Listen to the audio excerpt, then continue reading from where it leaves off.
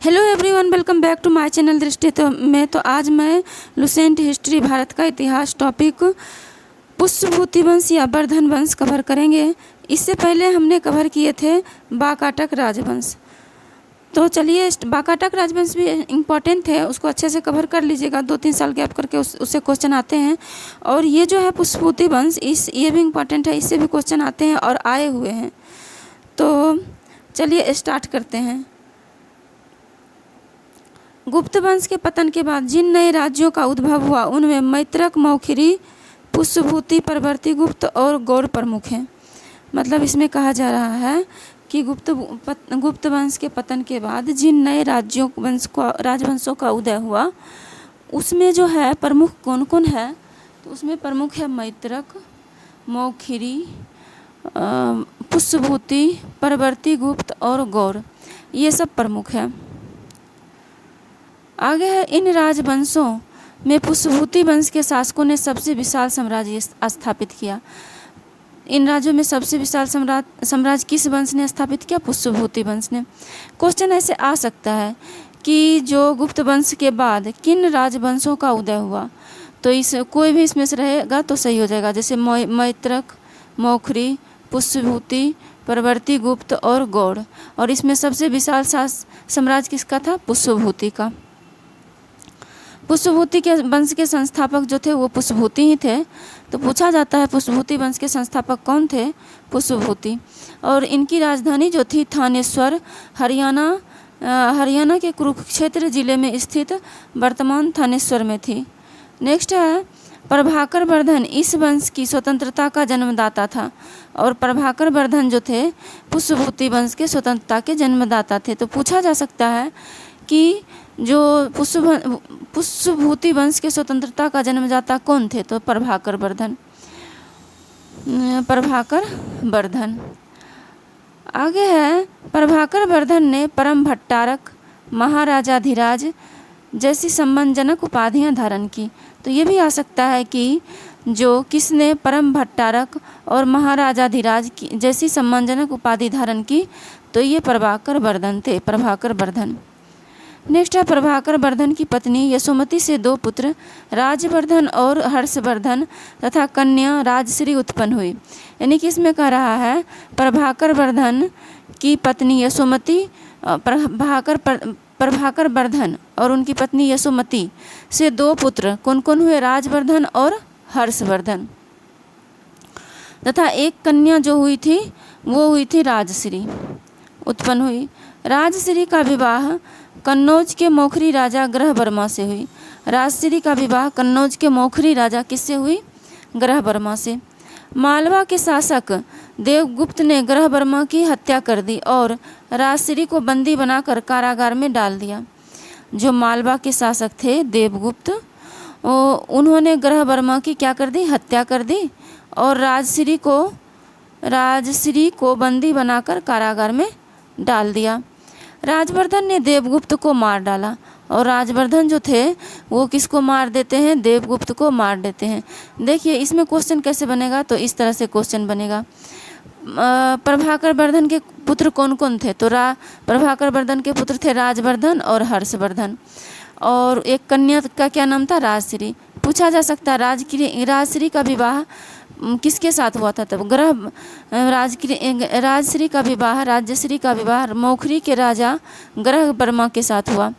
आगे है कि मालवा के शासक देवगुप्त ने ग्रहवर्मा की हत्या कर दी। ये भी पूछा जा सकता है कि ग्रहवर्मा की हत्या किसने की? तो मालवा के शासक, मालवा कहाँ? मध्य प्रदेश में। मालवा का शासक देवगुप्त ने ग्रहवर्मा की हत्या कर देते हैं। ग्रहवर्मा कौन थे? तो राजश्री के पति थे, मौखरी वंश के शासक थे, मौखरी राजा थे वो। और राजश्री को बंदी बनाकर कारागार में डाल दिया। और देवगुप्त ने ग्रहवर्मा की हत्या भी कर दिया और उनकी पत्नी राजश्री को जेल में डाल दिया।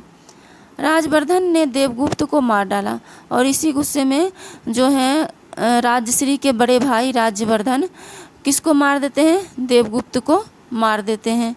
परंतु देवगुप्त के मित्र गौड़ नरेश शशांक ने धोखा देकर राजवर्धन की हत्या कर दी। लेकिन क्या हुआ कि देवगुप्त के जो मित्र थे गौड़ नरेश शशांक ने राजवर्धन की भी हत्या कर देते हैं। कहा जाता है कि शशांक जो थे वो शैव धर्म के अनुयायी थे। कौन थे शैव धर्म के अनुयायी? शशांक। और इसने बोधि वृक्ष बोधगया को कटवा दिया था।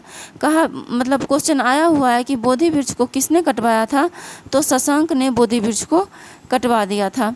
राजवर्धन की मृत्यु के बाद 606 ईस्वी में 16 वर्ष की अवस्था में हर्षवर्धन थानेश्वर की गद्दी पर बैठा। यानी कि पूछा जाएगा कि राजवर्धन की मृत्यु के बाद गद्दी पर कौन बैठते हैं? तो जो उनके छोटे भाई हर्षवर्धन थे वो मात्र 16 वर्ष की अवस्था में गद्दी पे बैठते हैं। और कब बैठे गद्दी पर हर्षवर्धन? तो 606 ईस्वी में, यानी कि 7th सेंचुरी में। हर्ष को शिलादित्य के नाम से भी जाना जाता है। क्वेश्चन आ सकता है इसे कि शिलादित्य के नाम से किसको जाना जाता है? तो हर्ष को शिलादित्य के नाम से जाना जाता है। हर्ष ने परम भट्टारक नरेश की उपाधि धारण की थी। पूछा जाएगा कि हर्ष ने कौन सी उपाधि धारण किए थे? तो परम भट्टारक नरेश की उपाधि हर्ष ने धारण किए थे। हर्ष ने शशांक को पराजित करके कन्नौज पर अधिकार कर लिया था। हर्ष ने किसको पराजित करके कन्नौज पे अधिकार कर लिया? शशांक को। और ऐसे भी जो हर्षवर्धन थे वो शशांक से गुस्से में थे, क्योंकि शशांक ने उनके बड़े भाई जो थे राजवर्धन उनको मार दिया था। तो शशांक को हरा देते हैं हर्षवर्धन और कन्नौज पर अधिकार कर लेते हैं और अपनी राजधानी बनाते हैं वहाँ। और हर्ष और पुलकेशिन द्वितीय के बीच नर्मदा नदी के तट पर युद्ध हुआ, जिसमें हर्ष की पराजय हुई। देखिए ये जो हर्ष तो साउथ में जीत जाते हैं, यहाँ कन्नौज नॉर्थ में जीत जाते हैं यहाँ कन्नौज में, लेकिन जब ये साउथ आते हैं यहाँ पे नर्मदा नदी महाराष्ट्र के पास बहती है, यहाँ पर जो है ना इनको हरा देते हैं। तो कौन हरा देते हैं? पुष्यमित्र यहाँ पे लिखा हुआ है कि पुलकेशिन द्वितीय जो हैं वो हर्ष को हरा देते हैं। तो पूछता है पेपर में हर्ष को किसने हराया था? तो हर्ष को पुलकेशिन द्वितीय ने नर्मदा नदी के तट पे हरा दिया था। चीनी यात्री हुएनसांग हर्षवर्धन के शासनकाल में भारत आए। ये भी पूछा जाता है कि चीनी यात्री जो हुएनसांग थे किसके का शासनकाल में भारत आए? तो हर्षवर्धन के शासनकाल में भारत आए। ये भी पूछा जाता है कि यात्रियों का राजकुमार किसे कहा जाता है? तो हुएनसांग को। हुएनसांग नीति का पंडित एवं वर्तमान शाक्यमुनि कहा जाता है। मतलब ये भी पूछा जाता है कि नीति का पंडित एवं वर्तमान शाक्यमुनि किसे कहा जाता है? तो हुएनसांग को कहा जाता है। हुएनसांग नालंदा विश्वविद्यालय में पढ़ने एवं बौद्ध ग्रंथ संग्रह करने के उद्देश्य से भारत आए थे। क्वेश्चन पूछा गया है कि हुएनसांग भारत क्यों आए थे? तो हुएनसांग भारत आए थे नालंदा विश्वविद्यालय में पढ़ने और बौद्ध ग्रंथ संग्रह करने के लिए हुएनसांग भारत आए थे। ये पूछा हुआ भी क्वेश्चन है कि हुएनसांग भारत क्यों आए थे। आगे है कि हर्ष 641 ईस्वी में अपने दूत चीन भेजे और 643 ईस्वी में जो है सो वो 643 एवं 645 में 2 चीनी दूत उनके दरबार में आए। तो पूछा जाएगा क्वेश्चन हर्ष ने कितना ईस्वी में अपना दूत चीन भेजते हैं? तो 441 ईस्वी में चीन भेजते हैं। और 643 ईस्वी में और 645 ईस्वी में 2 चीनी दूत उसके दरबार में आए। जो 2 चीनी दूत उसके दरबार में आते हैं भेजे। और 2 चीनी दूत कौन कौन आते हैं? 2 चीनी दूत मतलब कि कब आते हैं? वो 643 में और 645 में। किसके दरबार में? हर्षवर्धन के दरबार में आते हैं। हर्ष ने कश्मीर के शासक से बुद्ध के दंत अवशेष बलपूर्वक प्राप्त किए थे। हर्ष ने किससे बुद्ध के दंत अवशेष बलपूर्वक प्राप्त किए थे? तो कश्मीर के शासक से। हर्ष के पूर्वज भगवान शिव और सूर्य के अनन्य उपासक थे। देखिए ये हर्ष का सांस्कृतिक काल है। मतलब हर्ष के जो है ना हर्ष के पूर्वज किसकी पूजा करते थे? भगवान शिव की और सूर्य की पूजा करते थे। प्रारंभ में हर्ष भी अपने कुल देवता शिव का परम भक्त था। प्रारंभ में जो हर्ष थे अपने कुल देवता शिव का क्या थे? परम भक्त थे।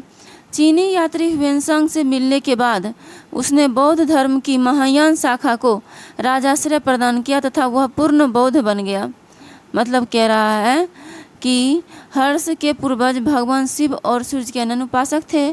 प्रारंभ में हर्ष अपने कुल देवता शिव और शिव का परम भक्त थे, लेकिन चीनी यात्री ह्वेनसांग से जब वो मिलते हैं तो बौद्ध धर्म की महायान शाखा को वो राजाश्रय प्रदान करते हैं, यानी राजकीय संरक्षण मिलता है किनको, बौद्ध धर्म के महायान शाखा को।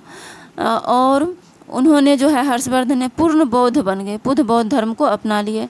हर्ष के समय में नालंदा महाविहार महायान बौद्ध धर्म की शिक्षा का प्रधान केंद्र था। हर्ष के समय में जो नालंदा महाविहार था वो जो है महायान बौद्ध शिक्षा केंद्र का प्रमुख केंद्र था। नेक्स्ट है कि हर्ष के समय में प्रयाग में प्रति 5वें वर्ष एक समारोह आयोजित किया जाता था। प्रयाग कहाँ है? उत्तर प्रदेश में, जिसे महामोक्ष परिषद कहा जाता था। हर्ष के समय में प्रयाग में प्रति 5वें वर्ष एक समारोह आयोजित किया जाता था जिसे महामोक्ष परिषद कहा जाता था। ह्वेनसांग स्वयं छठे समारोह में सम्मिलित हुए। ह्वेनसांग स्वयं कब सम्मिलित होते हैं? छठे समारोह में सम्मिलित होते हैं। नेक्स्ट है बाणभट्ट हर्ष के दरबारी कवि थे। उन्होंने हर्ष चरित्र एवं कादम्बरी की रचना की। बाणभट्ट जो थे वो हर्ष के दरबारी कवि हैं। पूछा जाता है क्वेश्चन कि हर्ष के दरबारी कवि कौन हैं, तो बाणभट्ट हर्ष के दरबारी कवि हैं। उन्होंने हर्षचरित्र और कादम्बरी की रचना की। और ये भी पूछा जाता है हर्षचरित्र और कादम्बरी की रचना किसने की, तो बाणभट्ट ने हर्षचरित्र और कादम्बरी की रचना की। आगे है प्रियदर्शिका, रत्नावली, नागानंद नामक 3 संस्कृत नाटक ग्रंथों की रचना हर्ष ने की थी। तो किन किन नाटक की जो रचना हर्ष ने की थी, तो प्रियदर्शिका, रत्नावली और नागानंद की रचनाकार कौन है? हर्षवर्धन। और ऐसा भी कहा जाता है कि धावक नामक एक कवि ने हर्ष से पुरस्कार लेकर उनके नाम से 3 नाटक लिखे थे। कौन से कवि? धावक नामक कवि।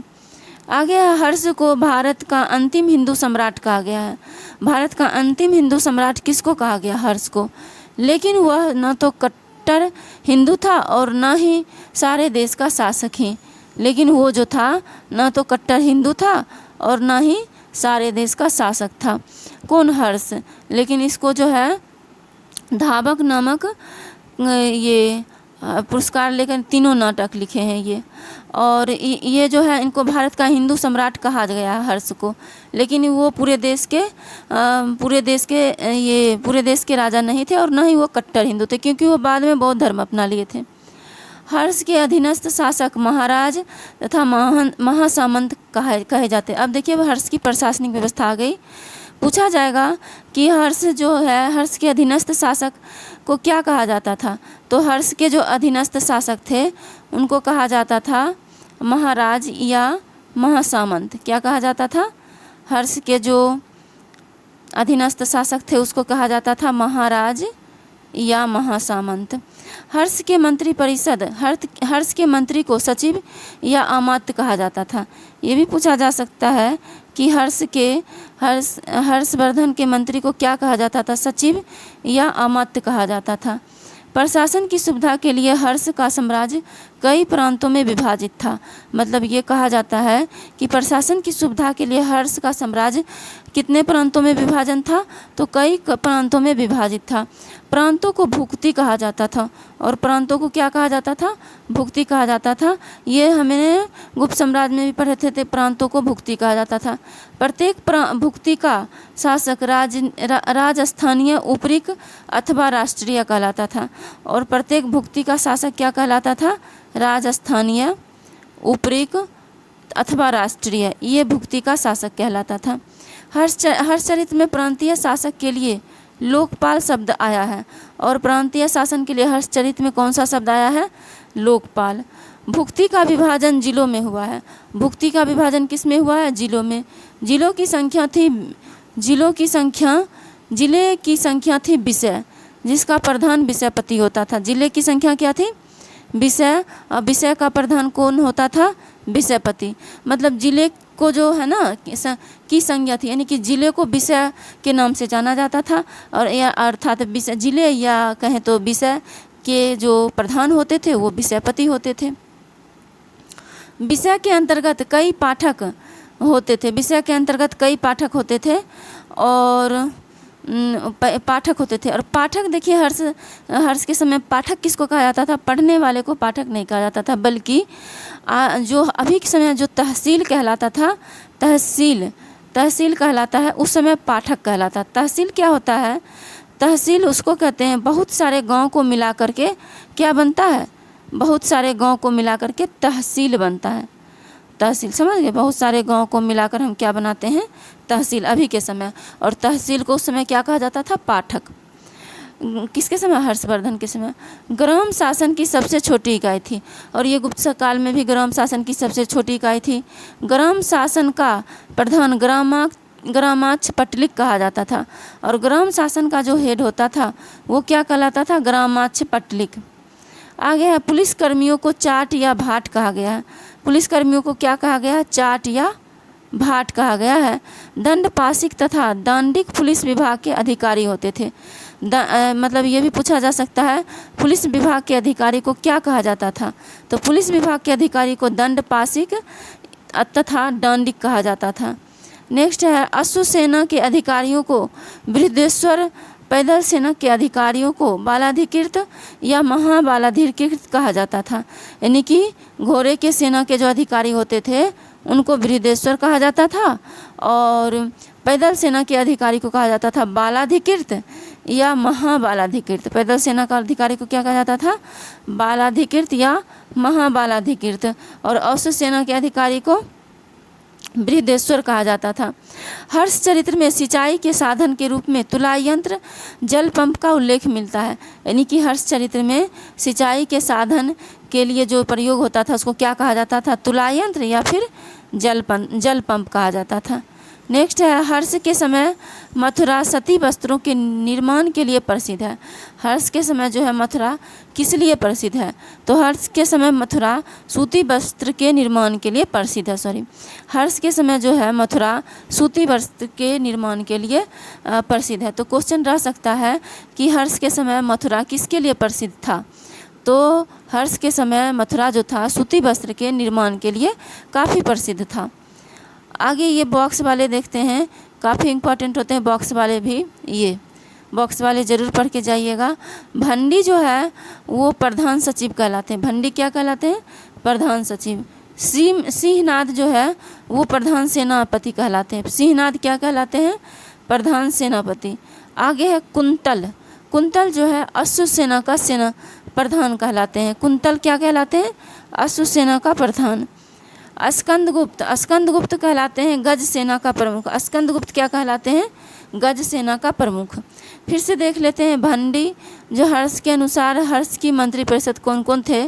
भंडी प्रधान सचिव, सिंहनाद प्रधान सेनापति, कुंतल अश्व सेना का प्रधान और स्कंदगुप्त गज सेना का प्रधान। तो ये बॉक्स वाले काफ़ी इंपॉर्टेंट होते हैं। स्कंदगुप्त गज सेना का प्रधान, कुंतल अश्व सेना का प्रधान, सिंहनाद प्रधान सेनापति और भंडी प्रधान सचिव। ये हर्ष के शासन काल के मंत्री परिषद थे, यानी कि शासन की प्रशासनिक व्यवस्था ऐसी थी।